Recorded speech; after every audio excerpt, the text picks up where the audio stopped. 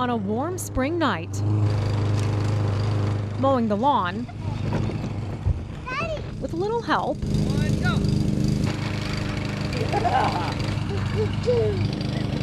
and playing outside is extra sweet for the Garshaw family. Something they couldn't have imagined weeks ago.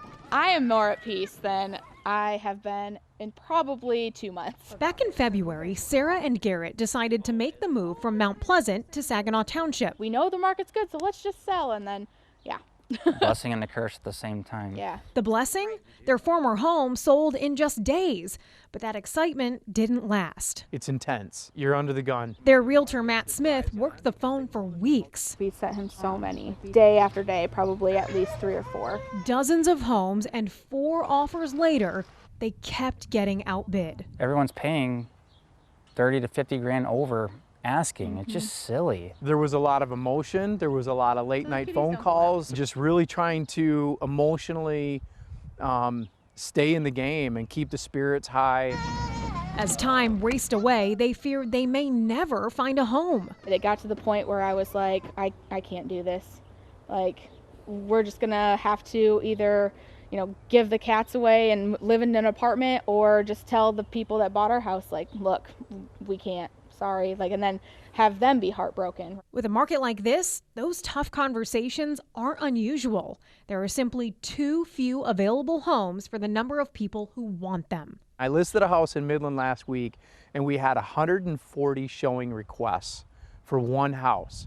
Demand far outweighs supply. This is a look at the last 5 years here in Michigan, according to Redfin. As the number of homes on the market has dropped, purchase prices have climbed. And it's not just buyers having trouble. Renters are also being squeezed out of a competitive market, with Rent.com reporting Michigan saw an 18.5% increase for the average rent of a one-bedroom between 2020 and 2021, 17.78% for a two-bedroom.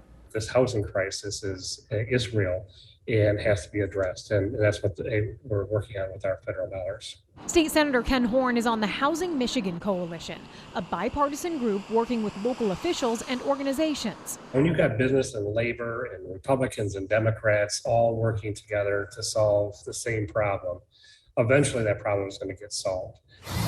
Some of the coalition's top priorities: work on zoning, knock down some regulations, get a tax credit for builders, ensure there's housing for the workforce, and 2 of his big items: grow the state's population and attract skilled workers. There's always a solution. We just have to get enough minds together to fix it. The solution to Sarah and Garrett's home search: finding a home before it even hit market, and then offering almost 20 grand over ask. He called me, he's like, "Are you sitting down?"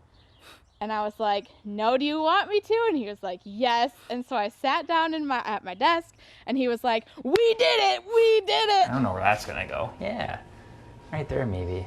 That's not a bad spot. As the whole family begins to settle in, even the furry ones, they're excited and relieved to write this next chapter. All the other ones I have now come to terms with, we lost for a reason, and that this is the one we were supposed to be in. And now, the only thing they're racing against is bedtime. Can you do that one in again? No.